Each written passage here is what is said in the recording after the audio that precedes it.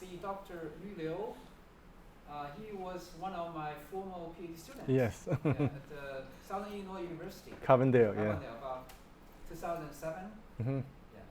Okay, so he worked on computer architecture, real-time systems, and later on he also worked on high-performance computing at IBM. Yeah, and Canadian Nuclear Laboratory. National Labs. Yeah. And so several years ago, he joined Clarkson University as a faculty member in the Department of Electrical and Computer Engineering, and he's an associate professor now. So welcome you. Thank you. I'll pass the floor to you. Thank you so much. Thank you, Professor Zhang. Thank you so much for the opportunity to give a seminar here. So first I'd give a short introduction by myself. So my name is Yu. People call me Yu. They said it's you, not me, so they remember my name. Okay. So it's like, sounds like uncommon name, but actually very common because one of my class, I have a student have exact same name as mine. Okay. Yeah, so I'm associate professor of Department of ECE in Clarkson University. So where is Clarkson University? It's in Potsdam, New York. Where is Potsdam, New York? So go north to the border, to Canada. Then that's Clarkson University. And this university town, we have 4 universities there, so in upper state in New York. So we're just 20 miles to Canada and only 70 miles to the capital of Canada. So people there will travel to Canada to do shopping or something like that. So, okay, today my topic is focused on the thermal simulation on different computer architectures. So, because I just ask students where you know the partial differential equations, I get answer no. I said this is prepared for people who don't know that, okay? But I definitely have something. The whole world is modeled by partial differential equations. But the challenge is that to solve it, it's not easy, okay? If you take a partial differential equation course, it will tell you how to solve it. I had it when I was master student, and I forgot all of them, actually. But well, as far as I know, that it's not easy to solve partial differential equations.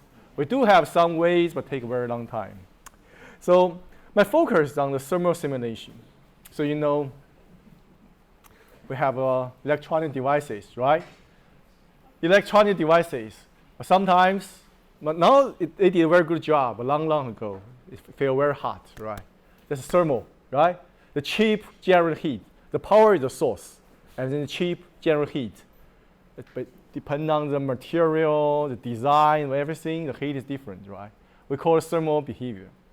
So usually when we do the computer architecture research, we have two major focus. One is timing, right? You want to run your program faster, right? You design different cache. When I was a PhD student under supervised by Professor Zhang, we work on cache. We try to predict the time predictable cache architectures. Another one is energy, the power, right? You want power efficient, right? But, the third thing is thermal. Right? Not too many people work on thermal. Besides us, we know some group in the University of Virginia, and also know some group in the Europe, Belgium, and in the Portugal. Okay, so they work on thermal. Besides us, there are many people work on thermal, but they are all mechanical engineering. In the mechanical engineering, they work on thermal of design of. When I was in Canada, my colleague worked on thermal of nuclear fuel, right?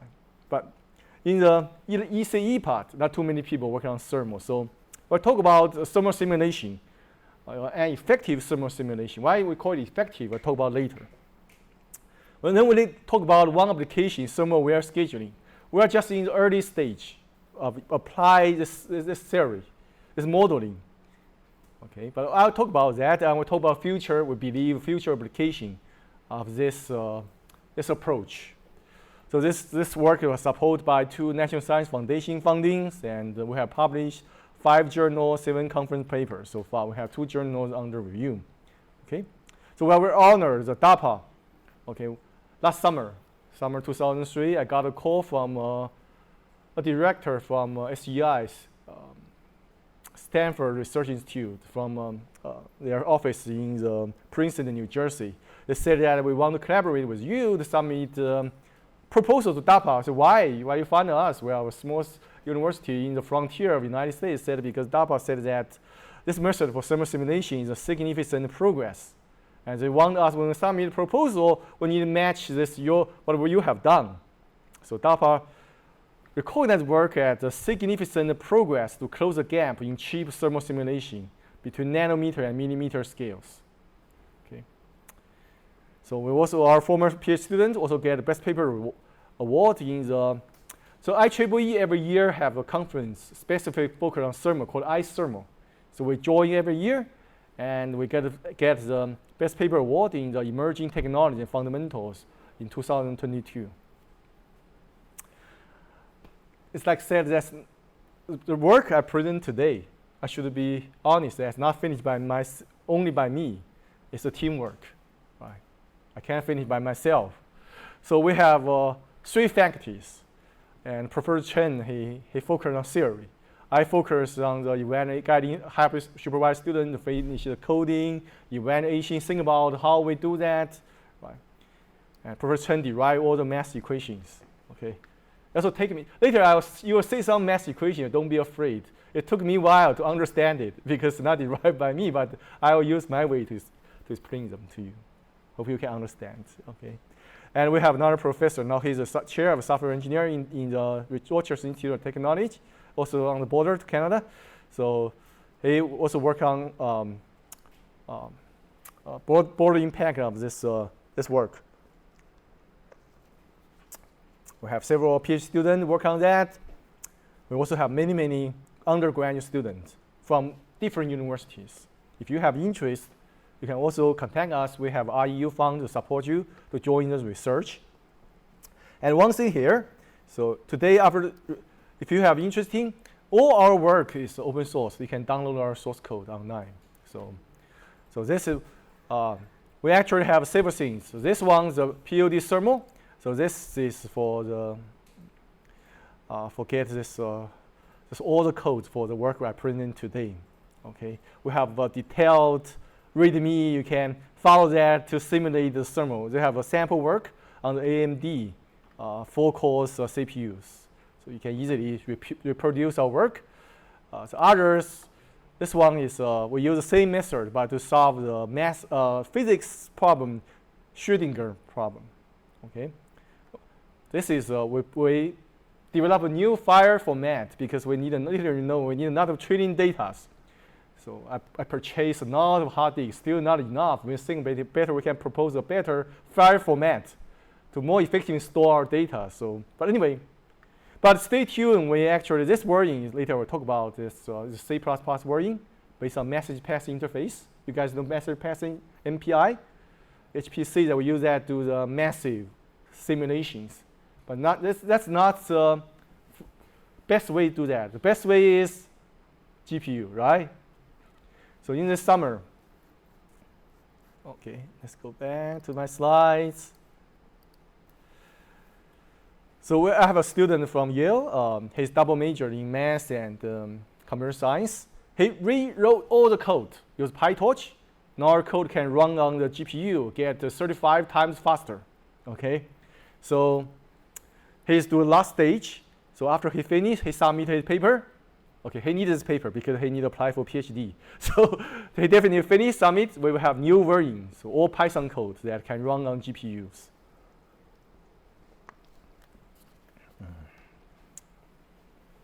So thermal definitely proposed why we need to work on thermal. Like I said, that in computer architecture research, we have timing, we have power, then we have thermal. Thermal poses another challenge. Like I just said that, it did a very good job a few years ago. It can be very hot, your cell phone, right? Can be very hot. And your computer, laptop, when you use for a while, Apple did a very good job. This laptop used a long time, still feels good. But we do have this kind of electronic devices with generate a lot of heat, right? The first thing is that but if we don't do a very good job in thermal, we get another challenge. First one is power consumption, right? The leak power, right? Even you don't use any electronic devices. If you see that, if your cell phone that even there's nothing wrong, that turn it off, the power was still leaking, right? leaking power. I'm not working on that, but I know that it's another challenge. If higher temperature, we have more leaking power. Even run it, not all the power go to run your program. They definitely have leaking powers. So we don't want very high temperature. Right? We don't want poor thermal performance. And thermal stress, electron migration, reliability. Right? If any electronic device run under high temperatures, it's not very reliable. Cooling cost. Right? I have my supervisor when I was in Canada. He was working in Operation National Lab. He asked me to guess how much power bill for the Titan. That time, I think that time the most powerful computer in Operation National Lab is Titan. He asked guess. He said they spend millions of dollars bill for the electricity bills, right? None of them actually goes to cooling, coolings. If you visit this summer, I brought my student to the IBM Poughkeepsie, close to New York City. They have a big site, they manufacture the supercomputers. It's pretty hot inside, okay? Because this kind of supercomputers have millions of cores, generally not hot. So there's not a cooling cost, right? Also the performance, right? The performance will drop. A lot of CPUs, microprocessors, they have some kind of, if the temperature over a certain threshold, they will lower down the clock rate, right? So nobody wants very hot, right? We typically want a cool world, right? So, but if you want to address the issue, the first step you need to model the thermal, right? You need to understand how the model predicts the thermal, then you can do something. So we finish this stage. Okay. But later we'll talk about our future work that we want to apply this modeling to other stages. So not everything is on the slide. I'll talk some background information. So thermal simulation is not a new topic. People have done it for a long time. But in the past, the majority of people working on thermal is mechanical engineering people, okay, working on thermals. Like this semiconductor company also hire a lot of people from mechanical engineering, right? Not only hire people from computer science, computer engineering, they also hire people from mechanical engineering doing thermal simulation, this kind of thing. They are doing something. So thermal, to model the thermal, for a long time, I guess over 100 years, I don't know when we have thermal equations. Okay, we definitely have thermal equations. We'll talk about later. The thermal equations. Okay, there's power density, this kind of parameters for the materials. We do have thermal equation for a long time. But the challenge is this thermal equation is partial different equations. It's PDEs, not ordinary different equations. PDE, partial different equations. So solving that, you don't need to understand it. But solving partial different equation take a very long time. Okay, I remember when I was a student in master course. So the exam for partial different equations just give 2 questions for 2 hours. Each question 1 hour to solve it. But anyway, but mechanical engineering guys had a very powerful tool. They had a very powerful tool called the Finite Element Method, FEM. It was believed. Oh, sorry, what happened? It was believed a very effective way to solve partial different equations. Okay? You will create a mesh, right? If you see the presentation from mechanical engineering student, they create a mesh. Okay, of course, they seldom work on the chip. They call mesh or some kind of airplane, whatever, right? They create a mesh. And they said, I've used FEM, use ANSYS software to do the simulations, right? The final mesh get a better result, but take longer time. You can't imagine how long it takes. FEM. So I told you when I was in Canada, I was a scientist. We simulated nuclear fuel performance. I purchased 15 Dell's best tower servers. Each one have a large memory something. We bought a very good router. We use fibers. I call it homemade clusters. We simulate my supervisor's work, use FEM. 2 years later, he decided to become a faculty. We finally simulated 3 seconds What happened? 3 seconds. He submitted the paper. He said, I'll include your name into the paper. It's a big paper. Guess what? Paper get denied. They said you need to simulate at least 5 seconds. That means another 1.5 years, so we gave up. Okay? But for thermal to simulate the cheap FEM, finite element method, it definitely get a very good result. But still take, even for very simple CPUs, take like 2 or 3 weeks to get a simulation done. Very good computers. My student each one have very powerful computer. 512 gigabyte memory, okay, 2 CPU, that's the computer they're using. But they complain every day. One student said, why not buy, one student said, I heard Dell has a computer with 7 terabyte memory. So I said, good. I called them, they said, oh no, 3 terabyte. They said it's $80,000. But anyway, what happened? I just don't know what happened. The finite element method is very effective, but pose another challenge. Now the device getting smaller and smaller, right? We have a computer architecture, we have many function cores, like GPU. The latest H200, how many cores? Definitely over 15,000 cores or something like that, right? Not a function unit. This all give challenges, power density, and for many core and multi-core microprocessors. So they have undesired high temperature gradient and hot spot, right? We call this very hot place, hot spot, okay? Hot spot. When I give a lecture to my student, we have a course talking about this in Clarkson. I always say hot spot become hot pot because that's my favorite food, okay? So all remember is hot spot, okay? This hot spot is definitely a challenge. It's challenge, craziest challenge, okay? So of course we know the performance and reliability, so we need a very effective way to do that. I have to say that finite element method called direct numerical simulation is very accurate, but extremely computational intensive that cannot support any runtime thermal-aware applications, right? When we do scheduling, everyone knows that if this core is very hot, right? Naturally you want to schedule job to a cooler core, right? But you first know how much heat this task will generate and current situation, right? The decision must be made by in milliseconds in real time. But if you use FEM, it said that let's wait 2 weeks to get a result. That's impossible. Yes? But finite element method recently can be computed by GPU too. Yeah, but can you finish your simulation in 10 milliseconds? No. Yeah, we can do it finish in, because some real-time task, the task itself will only run like 20 or 15 milliseconds. Right? If you simulate, for example, use GPU, we also use GPU later. Maybe it's shortened to 20 minutes, 1 hour, still cannot support anything, right? I can't wait for 2 hours to know the result. I want to know the result in 20 milliseconds, right? That's what we call effective. That's a good question, okay?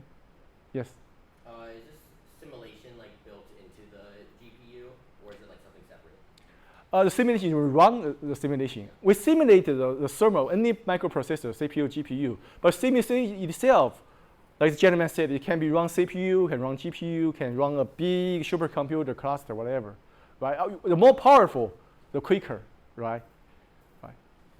But anyway, FEM is very good, okay? Actually, I have let me see where I have the slides here. Besides FEM, people get many thermal simulation methods. Did you see that? Oh, sorry. Can we see that? Okay. I was not planning to include this, but University of Virginia, they have a thermal circuit model. They treat the thermal like regular circuit. They have thermal resistor, thermal capacitor. They have some this kind of things. It become very popular. They call it hotspot tool. People download for the research, but the challenge is that the resolution is poor. Okay. Direct numeric simulation FEM is a very good result, but it takes a very long time. The efficiency is very low. Okay. So far, it's still the best way to do thermal simulation. Just we cannot wait that long. Okay. Let's go back to my slide. So we need something can be very effective. Okay. I talk about our method, how we can make it very effective. How can we know do a thermal simulation finish in less than 1 second, right? 50 millisecond, 100 millisecond, depending on if you simulate a very simple chip, it can be very quick. If you simulate a big GPU, of course, it takes some time to get a result, but still need a millisecond level. How can we do that? We use a way I talk about called the proper orthogonal decomposition. Have you ever heard of this one? Proper orthogonal decomposition? You heard of that, right? Very good. Okay. So you can try our code to see how we do that. This is kind of model reduction. I'll talk about it very soon. Because majority of people, participants today, doesn't have this kind of advanced math background. So I'll try to make it very, give a major idea. Okay, that's also our challenge that during conference that, because the reason POD, proper orthogonal decomposition, is not from ECE, say computer science field. It's someone people in mechanical engineering use. A few years ago, my collaborator, Professor Chen, he once had a research collaboration with a professor in mechanical engineering. And they finally get something. They decided to use a POD to simulate the thermal of some gate level. Okay, so they bring to the ECE field in our universities. Then later, when I join them, we discuss how we apply to even higher level, to computer architecture level, to do some thermal management. Okay, so how we do that? Let me see where I can find see how to. It's kind of like, let me give some basic idea, okay? I don't want to talk about too many of this math equations. That will make a seminar a few hours, and I have a lot of things here, and we have not. If you have interest in the detailed math, we have derivation in our publication. This is a 6 journal paper, 8 conference paper. You can find derivations. So basically, that we will build a new functional space called POD functional space. Okay. You guys know functional space, right? Or anything can project. We can use math. We can build any functional space, 2D, 3D, 4D, FD, any D, right? The real world, we can project anything to another functional space, okay, to solve it. So we want to build a POD, proper orthogonal decomposition functional space. So whenever it's functional, you guys learn linear algebra, right? We have something called modes. We have a coefficient. This modes and coefficient can rebuild this functional space to represent the temperature, okay? And how we get the modes? Then we need to get 2 things, the modes and the coefficient, right? You will see that the modes itself, R is location, right? The chip definitely have location. We have mesh, right? Location on different place. It's not dependent on time. It's dependent on the material, design, everything. Now how we get it? By trading. Okay. We collect trading data, and from the training data, we try to project to the functional space, to the POD functional space. Okay, it's kind of like this process calls minimize the least square errors. So, if you learn some machine learning something, I'm not in machine learning guy, but I know it's very similar, something like SVD or something. Okay. So we try to find the best modes to represent the temperatures, right? To capture the things. The key thing is, if you use all the modes to represent the genuine word temperature, it still takes a very, very long time, right? No matter how you project the things, right? The truth is truth, right? The truth is truth.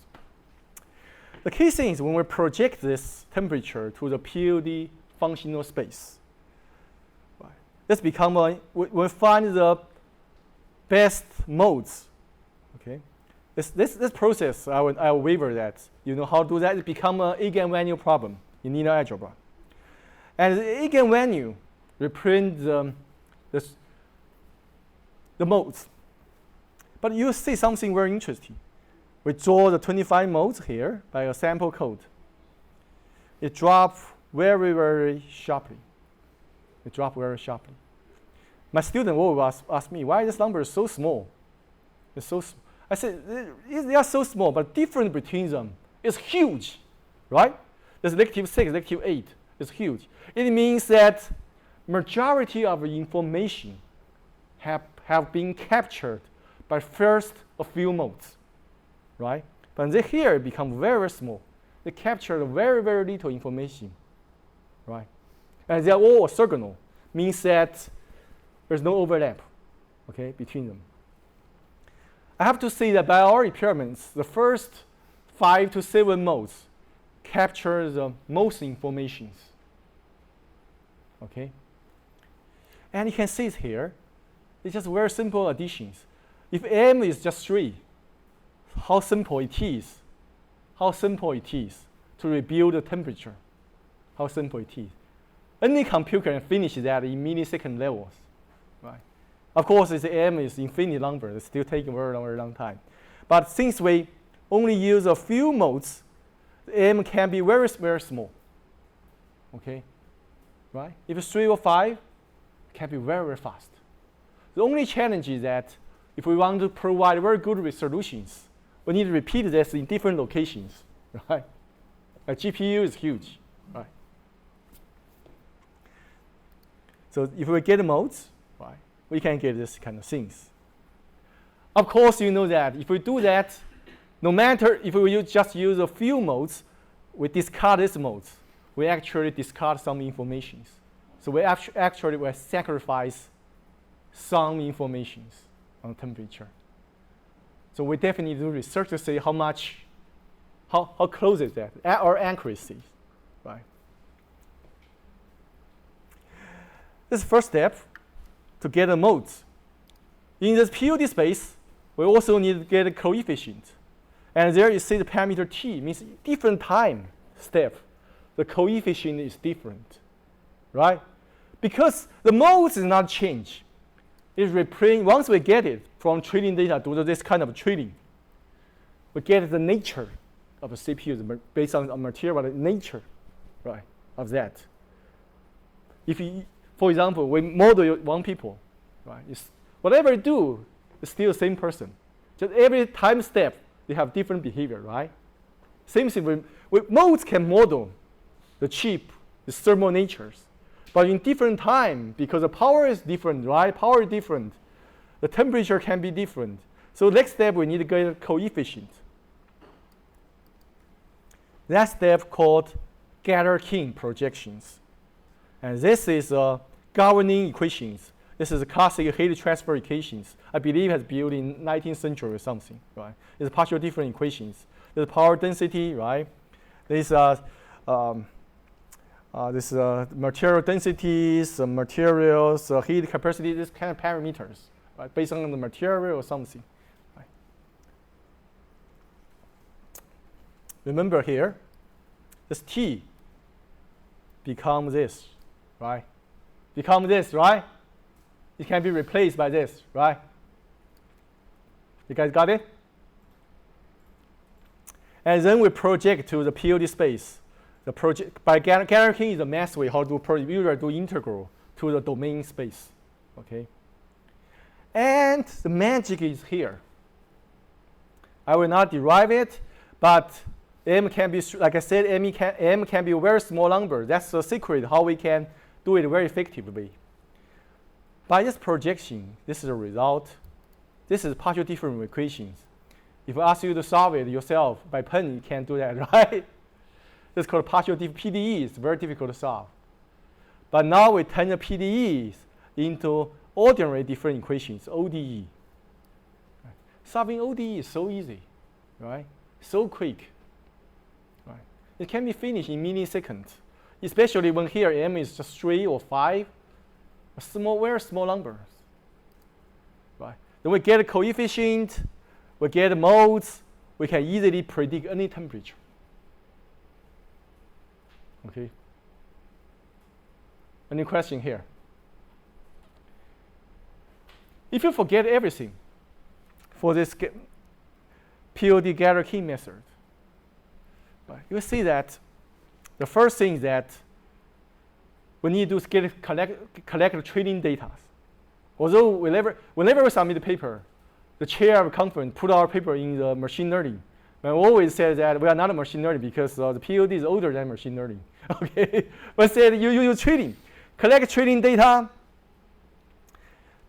and through this way, eigenvalue, we get the modes.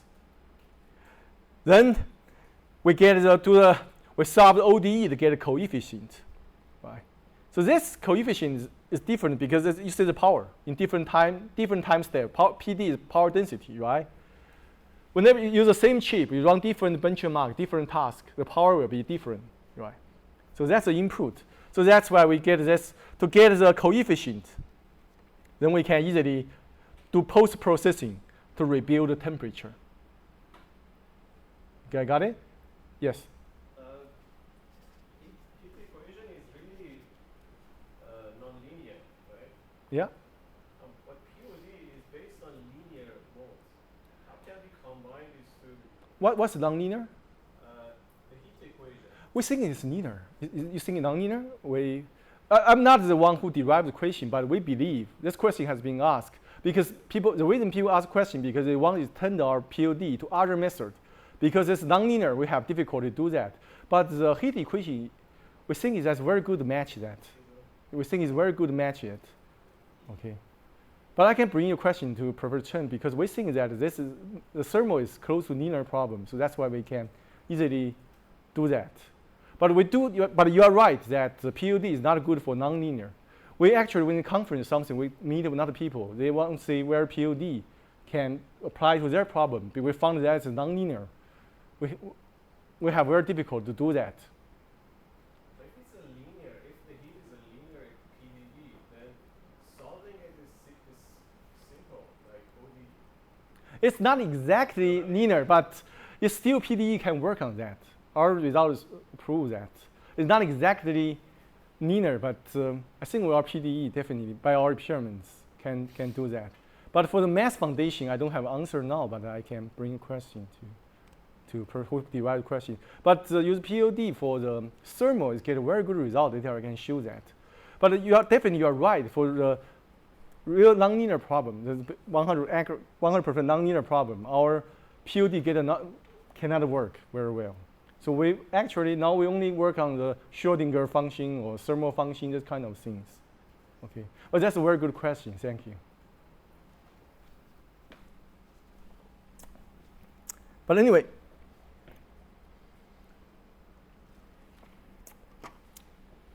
We want you to understand how we do that. So there's no perfect method in this world. People challenge us. So you can rebuild temperature very quickly by the POD. Okay? But training may take a very long time. Okay, training may take a very long time.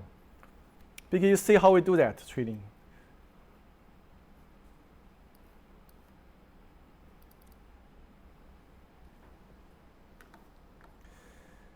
This I show you, right? That's a tensor product. We got training data for different time step, different locations. Sometimes we collect, the more training data is better. Sometimes a student, you collect 2,400 time step for the training data. Or do this integral, right? To generate this matrix take a very, very long time. Take a very, very long time. Sometimes take a few days or something to finish training. But luckily, like you said, you have GPU. This summer, my student from Yale changed this to GPU. It is 35 times faster than before. We solved the problem. My student will complain, his students. He get a training, found mistake, go back, wait 3 weeks, get everything done, go back. That's why it takes him a long time. He's waiting for results. Use 3 computers, he's doing that. But, let's go back slides. We need to move on.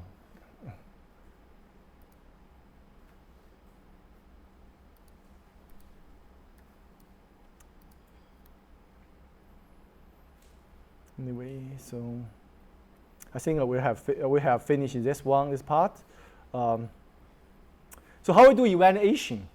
There's always a challenge, right? Sometimes you have a very good idea, But you need to eventually prove that your result, your method, right? So people always challenge us that how we collect the training data. How we collect training data. The training data definitely is the temperature, different time step on different locations, right? The best way is experimental, but we can't do that, right? First thing is that we have very good resolutions. We can go to each function unit to know its temperatures, okay? But does CPU or GPU have sensor on each function unit? Definitely not, right? Otherwise, the CPU is full of sensor, cannot do anything. Someone use laser or do something, but we can't. Because our method, we focus on prove that this method is very, very effective.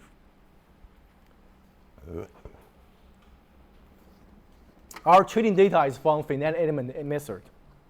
Okay, so how we do evaluation? We collect data from FEM, the finite element method training. We believe that can give us very accurate result, a good training data. Then we do our work by different simulators. The Germ5 is a very common use, the computer architecture simulator, right? It's for CPU. For GPU, it's GPU same. MacPad is power model. We need the power, right? Come here. The power density, right?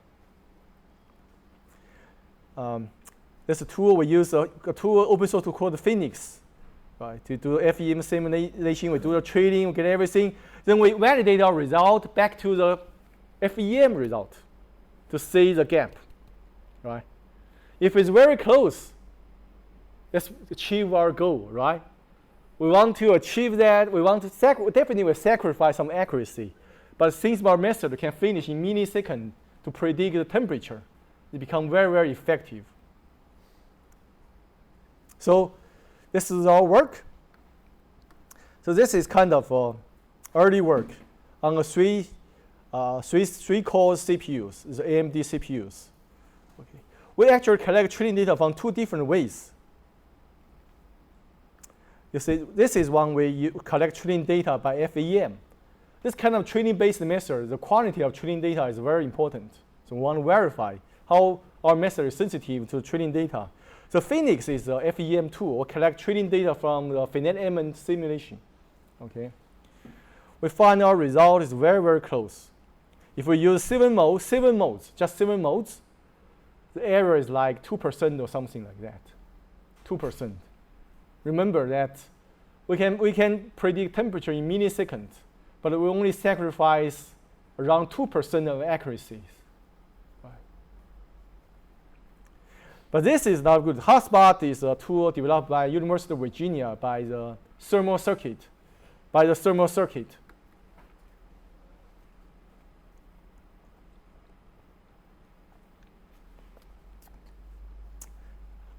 This is where this most commonly used thermal tool for research. But you see that because the quality of data is not good, the gap is huge. Our methods, like all the machine learning training-based methods, were sensitive to the training data. The high quality of training data gave a good result. The poor quality of training data can give some poor result. Okay. Then later, our publication journal paper focused on the more advanced CPUs, right? This has 16 core, the Intel CPUs. Now we check that the training data, the mesh resolution.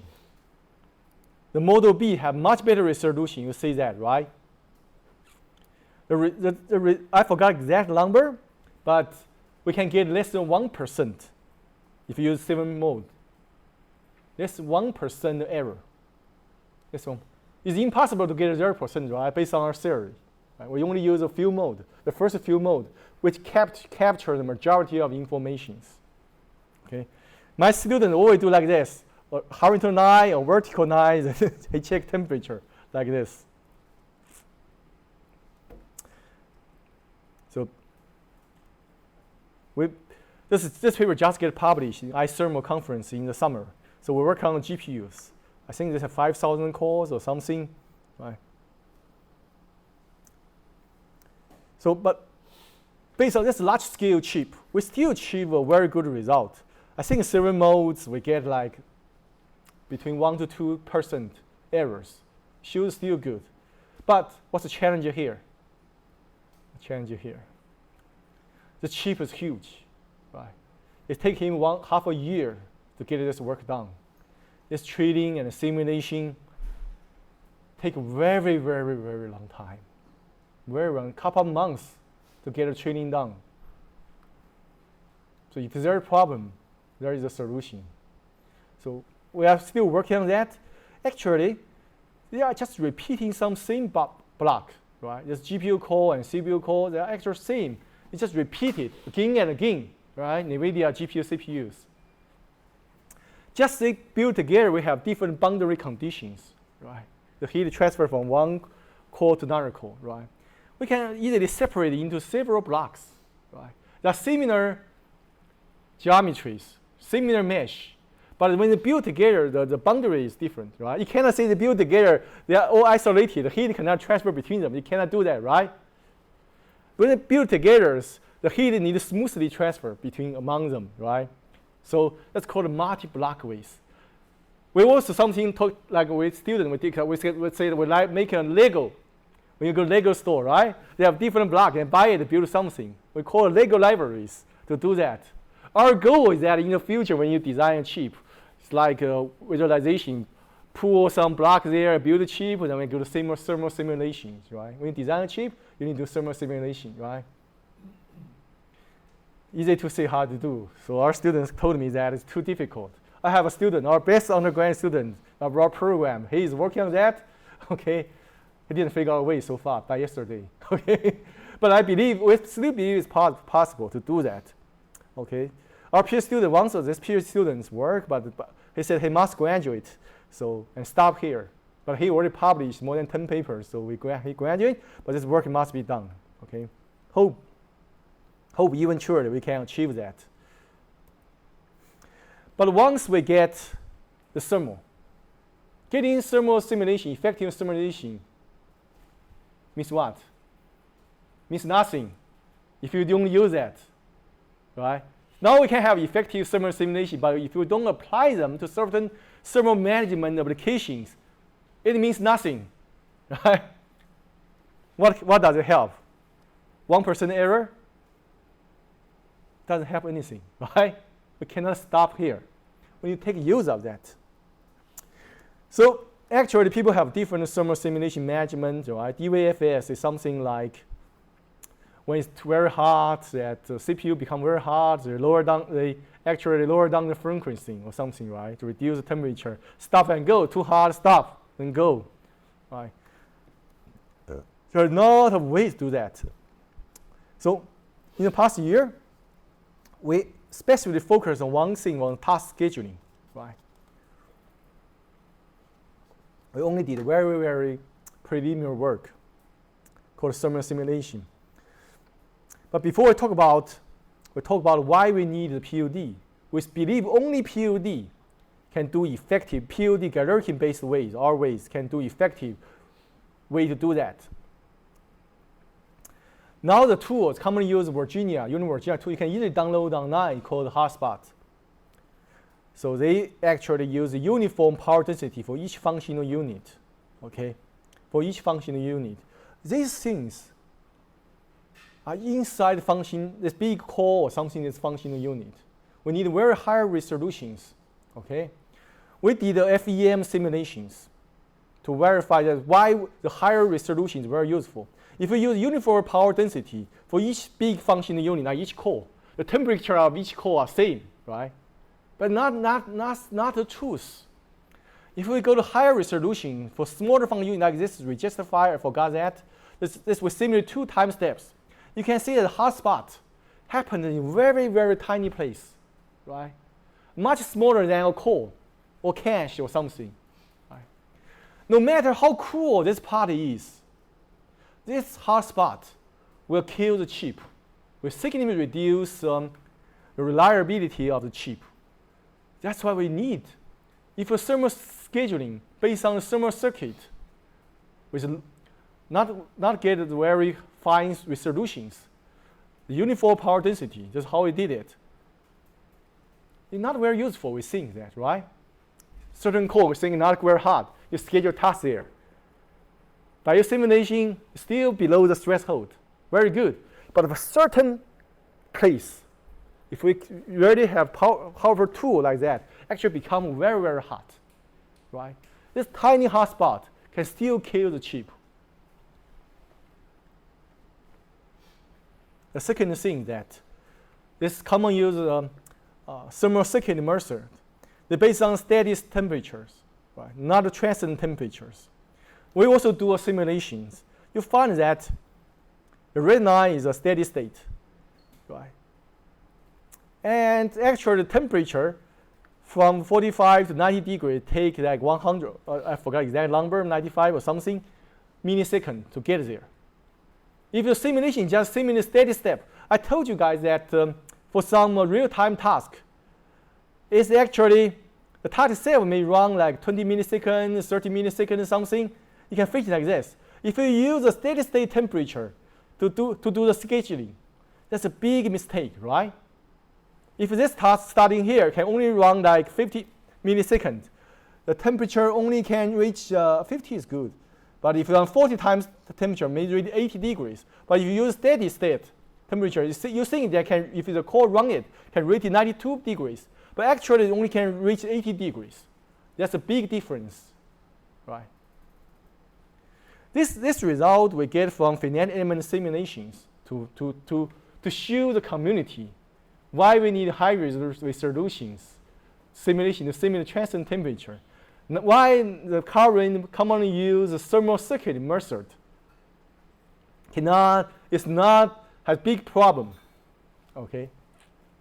But we actually try a very simple thermal aware scheduling. Paper has been accepted and we published in a conference, a micro conference in November in the Austin, Texas.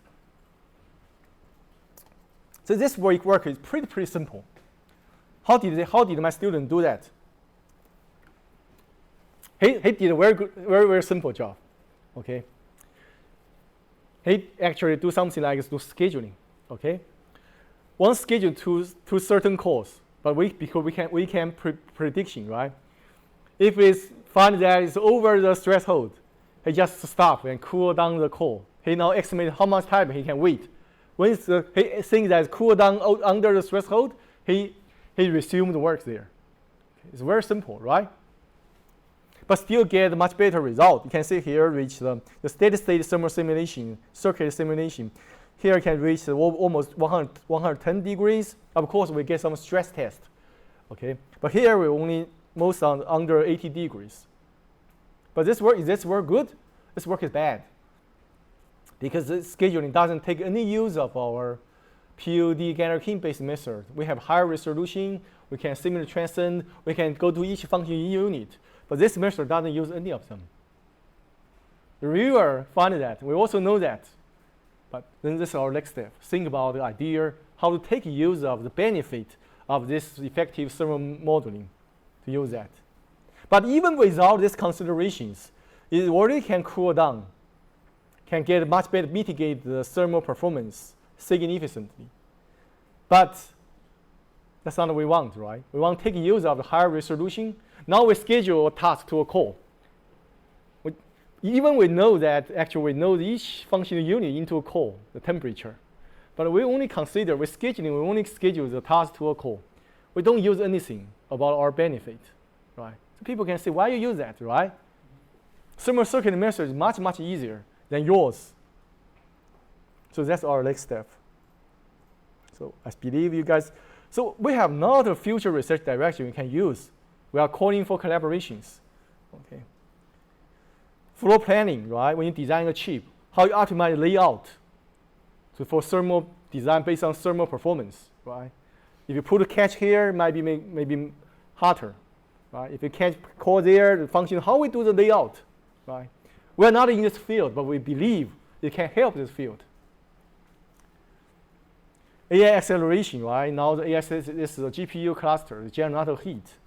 Like so when get the higher temperature, the lower performance, right? If you want AI acceleration, you build a very, very expensive, but it become very hot. This chip have to lower down the frequency or something. How can we do AI acceleration, right? Embedded system, right? Data centers.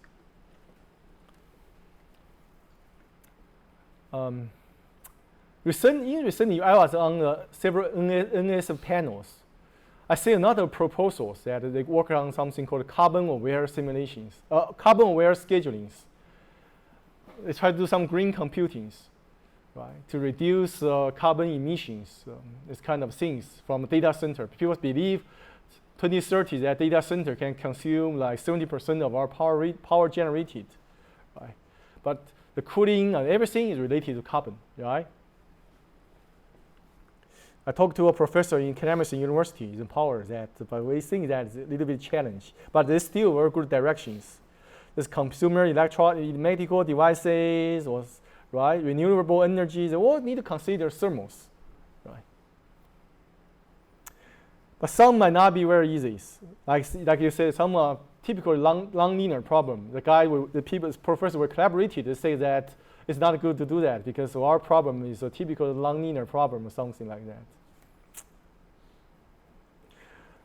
Another thing that we have a broader impact for the cyber training side.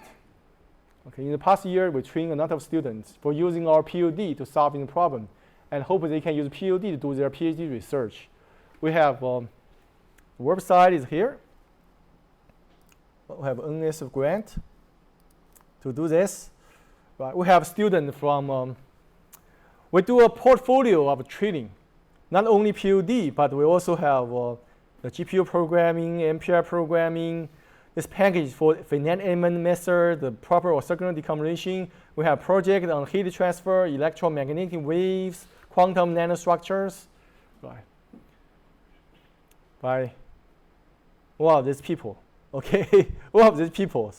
So we have trained several faculty and PhD student, postdoctor. We have students from University of Illinois, of SUNY, Stony Brook, from Germany, from Clemson, from different universities. So each year we train 6 students, 6 PhD students or postdoctoral faculty to join our cyber training. It's very good. 2 weeks online training, we pay each one $2,000. Okay. The only thing that you can learn that at the end, discuss with us how you can approach POD into your research. Does it work? If it doesn't work, why? We try to build a community to work with us. We still have a lot of things unknown. Not of things unknown. We believe we just touch a small part of it. Like I said, even for the cheap thermal simulations, how we can handle large-scale chips, and how we can solve some problem people point out, like longer training time. And people always also challenge something like, you do get modes, right, with the training data. But the chip itself will be aging, right? When you use 1 year, not 1 year, several months, the chip can dramatically change, right? Where you do training again, take that time, make it not very practical. That's all challenge to us. I'm thinking, I don't know, I don't have answer. But if large language model, they do training, but each time they do change, we don't retraining, right? They are tuning it, right? If we can tuning our model, but how to tune, I don't know. I don't have answer now. We never get a chance to think about that. Like I said, it's a problem. There are different solutions. So a lot of things. We are trying to build a community to work on that, not only for the thermal of problem on the chip, but for our professor work on that. I'm not in physics, but we try to expand this research. So we are training the people to join us. The first phase is over. We will enter the second phase of this cyber training. That we hope each year we can train 30 students or something, 30 graduate students or faculty for this field. Okay. So the new proposal will be submitted, and we hope NSA will like it. We can build a larger training site to do that. I think that's all. Any other questions?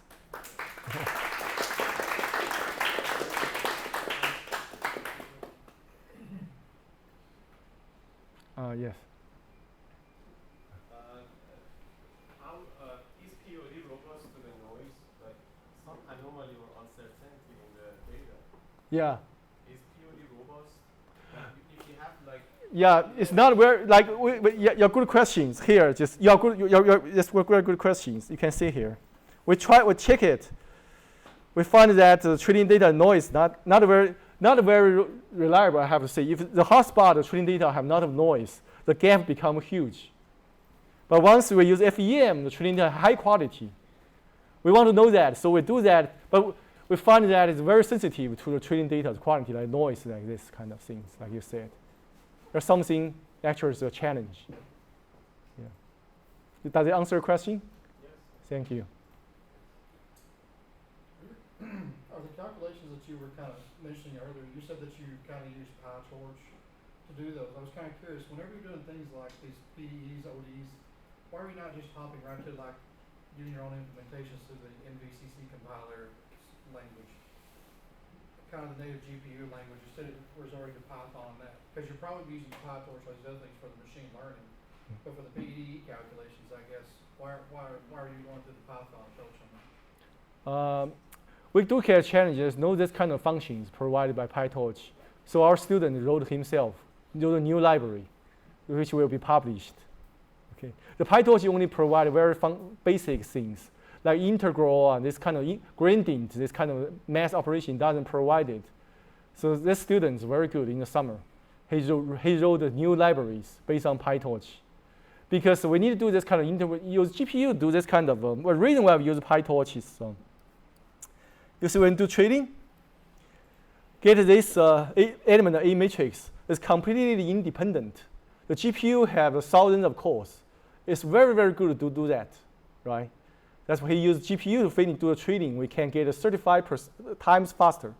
35 times faster, even use a GPU NVIDIA donated to me 8 years ago. If you can use H100, H200, that will be dramatically change for trading speed. Yeah. Just to be clear, I understand the idea of parallel computing with the GPU. I was talking about, it seemed like they're using a very high-level language like PyTorch to kind of utilize that, that Python. I guess since that, like NVCC has so many libraries already available to like that operate almost at like a C level type implementation. Okay. What was the benefit of going to like a Python approach to do that for like matrix solving? Yeah, we actually, like I said, that I agree with you. Like tell you the history. At the very beginning, even for the MPI, this kind of FEM code, my student used Python, okay, because he's not good at C++. Later, I find a student very good at C language, but the first student, he's not majoring in computer science. He was majored in metal material. He do this kind of things. So he used Python to do that. Then later we find, even for our previous libraries, you see FEM, this library, Finite library, we have C++ versions. Then we choose C++, it gets much quicker. But now we work on GPUs because we just started summers. So Python is much quicker to do that. So this student use PyTorch, decided to use PyTorch to do that. But once it works, we hope that eventually we can move to C language. I agree with you. I'm also a C developer. Right? Use a lower level language, you definitely can get a better result than Python. Yeah, we have a lot of work to do, but we need a lot of students. You were having a discussion with him about it. On one of your slides, you actually mentioned Legendre polynomials. So Legendre is one of those mathematicians where like there's a lot of things named after him. And it turns out that manifold theory, where you're talking about the small things, is that Legendre polynomial talking about the same classification of like the Legendre symbol and the quadratic residues, or is that something else, something related to that? Which slides are you talking about? Because it seems like you were discussing things that seems to be kind of close to manifold theory, and Legendre had some properties associated with that, but I don't know if that's from like something mechanical engineering specific or just in general Legendre. Our idea, I don't quite know that history of this, but our idea original is from a professor of mechanical engineering. So he actually found the, let me see the name here.